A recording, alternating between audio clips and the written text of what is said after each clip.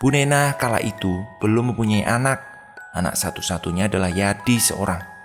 Anita adalah anak asuh ketika awal kelahiran Bu Nena sebelum kelahiran Yadi. Bu Nena melahirkan 3 ekor kucing hitam.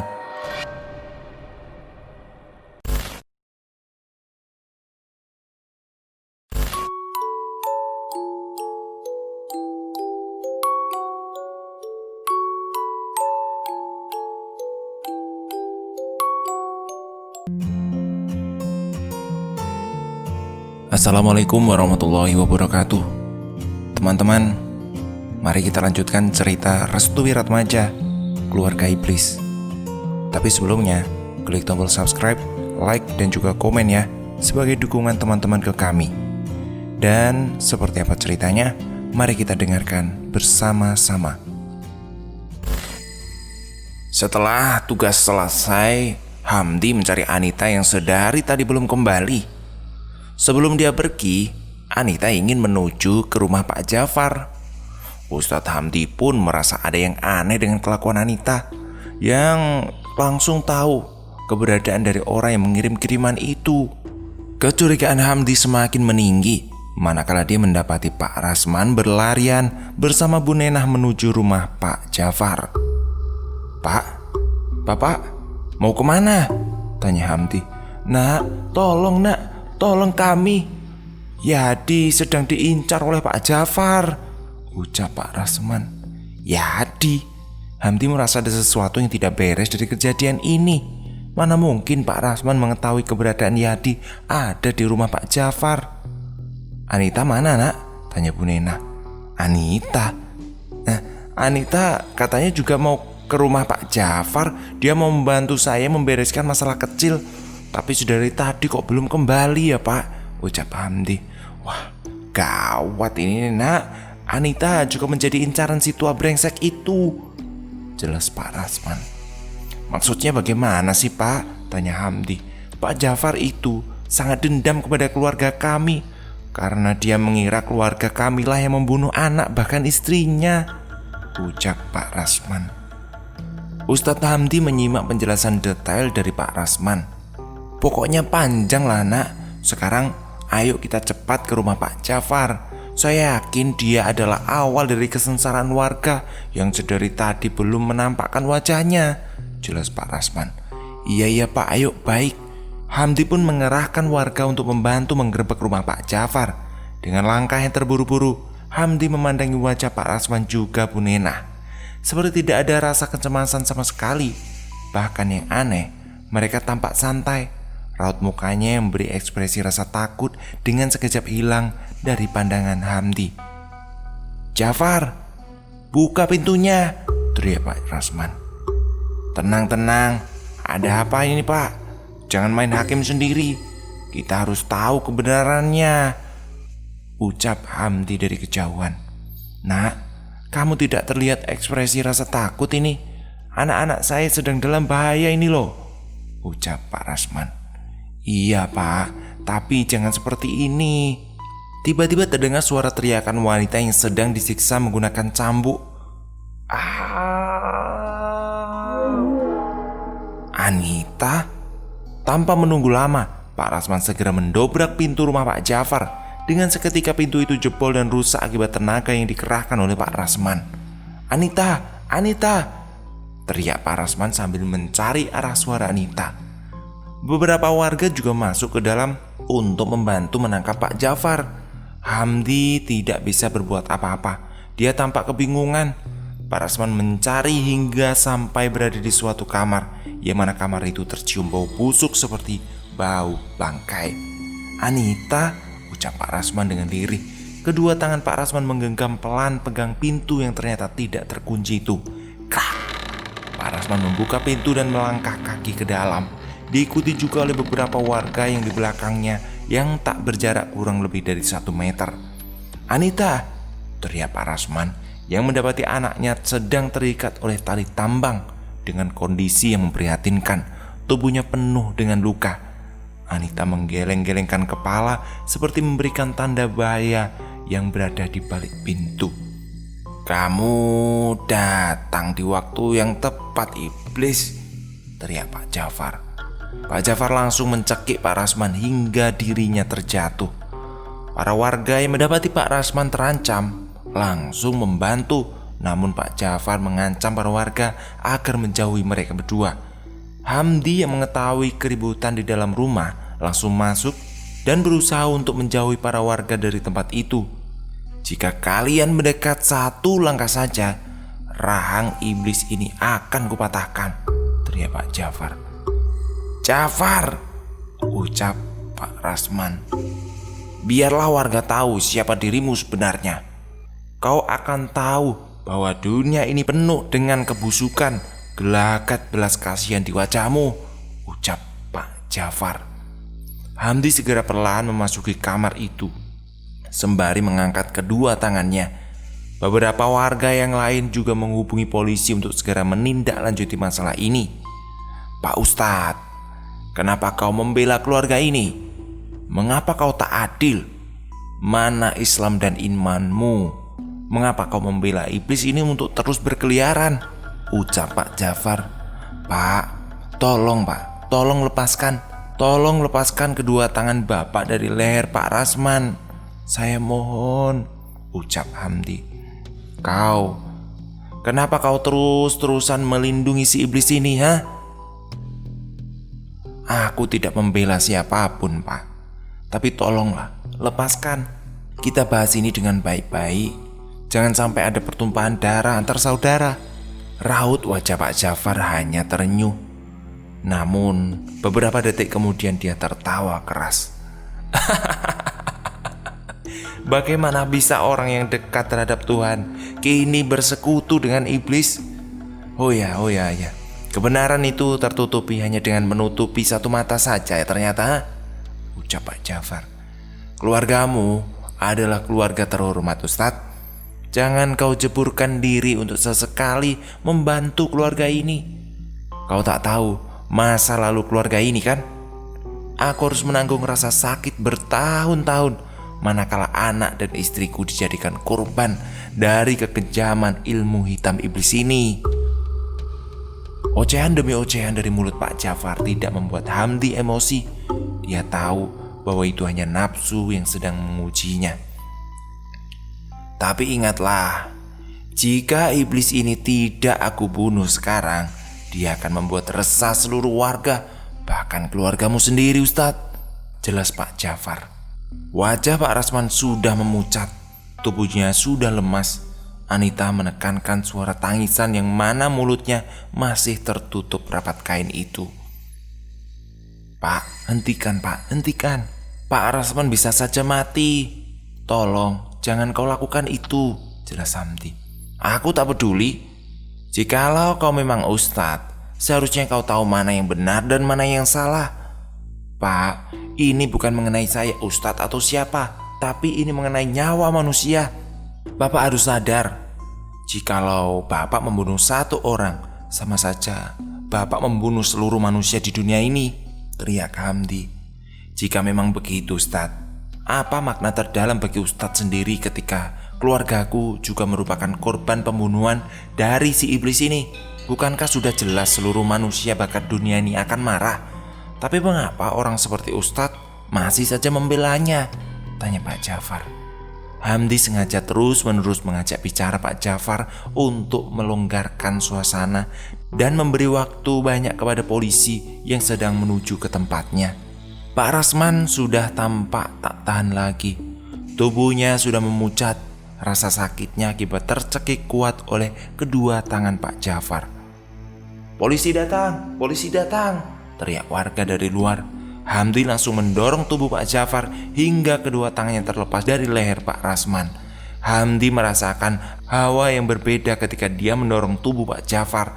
Seperti ada rasa kesedihan yang mendalam dari diri Pak Jafar hingga membuat Hamdi bertanya-tanya. Apakah tindakannya salah? Ucap Hamdi di dalam hati. Cepat angkat tubuh Pak Rasman, bawa ke rumah sakit ya, teriak Hamdi. Polisi langsung menangkap Pak Jafar. Hamdi melepas ikatan tali yang masih terikat kuat di kedua tangan Anita. Ustadz, itu Yadi, ucap Anita. Hamdi terkejut mendapati tubuh Yadi yang sudah lemah tak berdaya.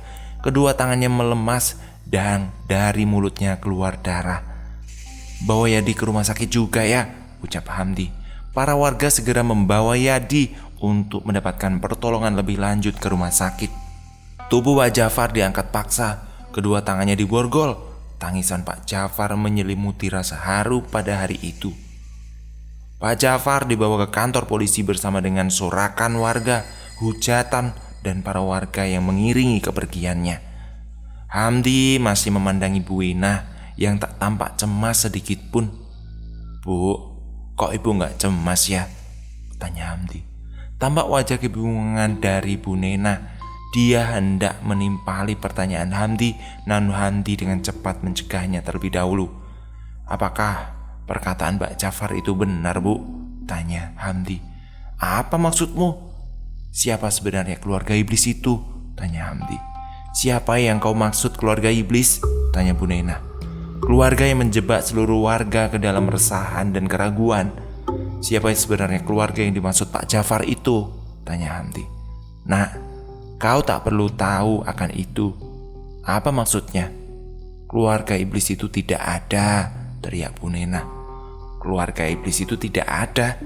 tanya Hamdi. "Benar, keluarga iblis itu hanya sebutan dari fitnahan-fitnahan atau boikotan para warga kepada keluarga kami," jelas Bu Nena. "Tapi sampai kapan kau masih meragukan penjelasan aku, Nak? Tolong mengertilah keadaan keluarga kami yang setiap harinya dipenuhi rasa takut dan kecemasan." Bu Nena tiba-tiba menangis. Batinnya merasa tertekan ketika Hamdi terus memberikan satu demi satu pertanyaan itu. Ibu maaf ya, maafin Hamdi." "Tak apa-apa, Nak. Kami sudah terbiasa diperlakukan seperti ini," ucap Bu Nena. Bu Nena pun pamit meninggalkan Hamdi. Air matanya masih membasahi wajah keriput yang tersibak di kerudung putihnya. Kejadian hari itu membuat para warga lega. Pasalnya, keresahan warga selama ini terpecahkan bahwa dalang dari teror bangkai tikus yang diletakkan di depan rumah adalah warganya sendiri, yaitu Pak Jafar, yang tentu hendak menjatuhkan kehormatan keluarga Pak Rasman. Namun siapa sangka ketika dari kejadian itu, orang tua Hamdi tampak was-was manakala mendapati anaknya menjatuhkan diri untuk melindungi keluarga Pak Rasman. "Nak, cukup nak, cukup. Kamu tidak usah melindungi keluarga itu lagi. Kita tidak tahu kebenaran dari masa lalu yang pernah membuat para warga di sini marah besar," ucap Ibu Hamdi. "Bu, jelaskan secara rinci mengenai Pak Rasman dan juga Bu Nena. Apa yang harus ku ketahui tentang mereka?" "Sebenarnya ini agak rumit untuk dijelaskan, Nak. Tapi percayalah, orang tuamu ini bukan berarti tidak menyukai keluarga itu," ucap Pak Hamdi. Hamdi menyibak cerita masa lalu dari keluarga Pak Rasman. "Kau tahu siapa Anita sebenarnya?" tanya Ibu Hamdi. "Anak dari Pak Rasman kan?" "Bukan. Dia bukan anak hasil hubungan dari Pak Rasman dan Bu Nena." "Hah? Maksudnya gimana, Bu?" "Anita adalah anak asuh," jawab Ibu Hamdi. "Hah? Anak asuh?" Hamdi terkejut mendengarkan penjelasan itu. "Kok bisa, Bu?" tanya Hamdi. Bu Nena kala itu belum mempunyai anak. Anak satu-satunya adalah Yadi seorang. Anita adalah anak asuh ketika awal kelahiran Bu Nena sebelum kelahiran Yadi. Bu Nena melahirkan 3 ekor kucing hitam, jelas Bu Nena. Seketika itu diam. Melahirkan 3 kucing hitam? Benar, karena merasa itu adalah aib, Bu Nena membuang 3 kucing itu di sungai. Dari sinilah warga mengira bahwa Pak Rasman dan Bu Nena menganut ajaran ilmu hitam. Bukan hanya itu saja. Ketika para warga berdatangan untuk dimintai pengobatan kepada keluarga Pak Rasman, beberapa darinya meninggal dunia. Salah satunya adalah anak sematawayang dan juga istri dari Pak Jafar. Mengapa tidak ditindaklanjuti, Bu? Buktinya kurang kuat, Nak. Keraguan Hamdi menambah meningkat manakala dia mendapati sebuah penjelasan rinci mengenai Anita. Maka dari itu, cukuplah sudah untuk menceburkan diri ke dalam keluarga itu ya, Nak. Kita tidak perlu ikut campur. Jelas Ibu Hamdi khawatir. Hamdi hanya bisa mengangguk pasrah dan tertunduk. Seakan-akan menjadi sebuah fenomena langka dalam kehidupan nyata. Bu Nenah disebut-sebut sebagai pembantu dari kematian para pasien yang mendatangi rumahnya. Hal inilah yang membuat Pak Jafar tidak menyukai, bahkan membenci Pak Rasman. Hamdi, cukup ya. Kamu jangan pernah mendekati Anita lagi. Aku tidak bisa, Bu, jawab singkat Hamdi. Kau belum tahu, kau belum mengenal Pak Rasman dan Bu Nenah. Hamdi terdiam. Ibunya menyentak Hamdi dengan nada yang sangat keras. Bu, aku akan menyelesaikan ini semua, ucap Hamdi. Hati-hati nak, kita tidak tahu perangai manusia saat ini. Amat membingungkan. Di depan kita mereka tampak sopan dan baik, tapi di belakang kita mereka mungkin saja sedang merencanakan sesuatu. Kita harus husnudzon, Bu. Keputusan dan takdir hanya milik Tuhan yang bisa menentukan, ucap Hamdi. Semoga Allah meringankan segala beban dan melancarkan niat baikmu ya nak. Doa Bapak Hamdi. Sementara itu Anita masih terbujur kaku di dalam rumah. Di dalam rumahnya sehabis pulang dari rumah sakit itu, tampak kekesalan dalam raut muka Pak Rasman dan Bu Nenah. Ustadz itu harus disingkirkan, ucap Pak Rasman. Jangan Pak, jangan. Dia orang baik, jelas Bu Nenah. Tidak ada orang baik di tempat ini, jawab Pak Rasman. Apa rencanamu? Tanya Bu Nenah. Aku akan jadikan Anita sebagai perantara dari keluarga kita. Biarkan Ustadz itu berkeliaran.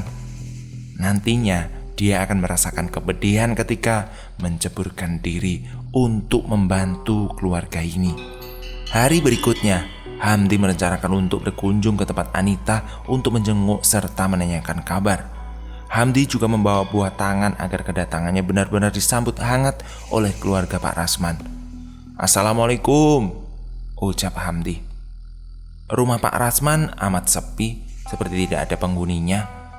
Anita, Bu Nenah, Pak Rasman, ucap Hamdi dari luar rumah. Yadi keluar dengan tatapan tajam. Ada apa Ustadz? Tanya Yadi. Mas Yadi, bagaimana kabarnya? Ada apa Ustadz? Mau apa kemari? Tanya Yadi. Hamdi mulai tak nyaman dengan jawaban Yadi yang kurang mengenakan hatinya. Ini saya membawakan oleh-oleh untuk Anita. Oh itu ya. Terima kasih ya Ustadz. Yadi menerima bingkisan itu dan Hamdi lalu masuk kembali. Mas, tunggu mas, ucap Hamdi. Anita sedang sakit dan tidak bisa dikunjungi. Maaf ya Ustadz, ucap Yadi. Yadi langsung menutup pintu dengan keras. Sepertinya kejadian beberapa hari lalu membuat Yadi trauma dan menjadi sosok yang sedikit psikopat. Hamdi pun kembali ke rumahnya karena harapannya menemui Anita tak ditemukan. Yadi mendapati oleh-oleh itu langsung memberikannya kepada Anita di dalam kamar. Ini ada oleh-oleh dari Ustadz Hamdi. Pesan bapak sama ibu jangan pernah mendekati Ustadz itu lagi ya, ucap Yadi. Kenapa? Tanya Anita. Yadi tidak menjawab dan membuang mukanya dari pandangan Anita. Kebenciannya terhadap warga masih tertumbuh lebat di dalam hati Yadi yang belum bisa menerima sepenuhnya. Anita mulai penasaran mengapa orang tuanya tidak membolehkan diri untuk bertemu Hamdi. Dia pun keluar dari kamar dan berencana untuk menuju kamar ibunya. Namun di dalam kamar, dia mendengar percakapan 3 orang yang dikenalnya. Orang itu adalah Bu Nenah, Pak Rasman, dan Yadi. Anita bukanlah anak kita, jadi jangan diperlakukan dia seperti kakakmu ya Yadi ya, ucap Pak Rasman. Aku tahu Pak, jawab Yadi pelan. Namun kita bisa memanfaatkan Anita untuk membunuh keluarga Hamdi secara sembunyi-sembunyi, ucap Pak Rasman. Anita terkejut mendengar dialog itu. Dia baru sadar bahwa sebenarnya dirinya hanyalah anak asuh. Dengan apa cara membunuh mereka? Tanya Ibu Nenah. Itu mudah. Kita cukup menyuruh para jin pemeliharaanku untuk menakut-nakuti keluarga mereka. Bagaimana? Usul Pak Rasman. seperti yang kau lakukan kepada warga beberapa hari lalu hingga membuat dirinya kesurupan?" tanya Bu Nena. "Karena Pak Jafar sudah tidak ada, kemungkinan besar kita bisa bergerak dengan leluasa," ucap Pak Rasman. Anita tak percaya, ternyata keluarga iblis yang disebut-sebut warga memang benar adanya. "Kita bergerak malam ini. Ingat ya, jangan sampai ada yang membocorkan rencana kita," ucap Pak Rasman.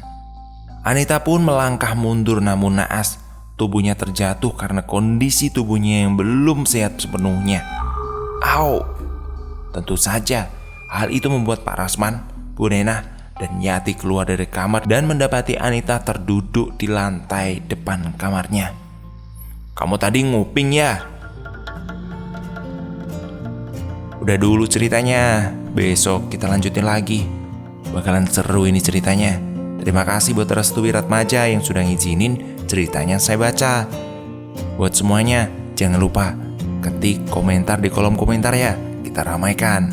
Terima kasih. Assalamualaikum warahmatullahi wabarakatuh.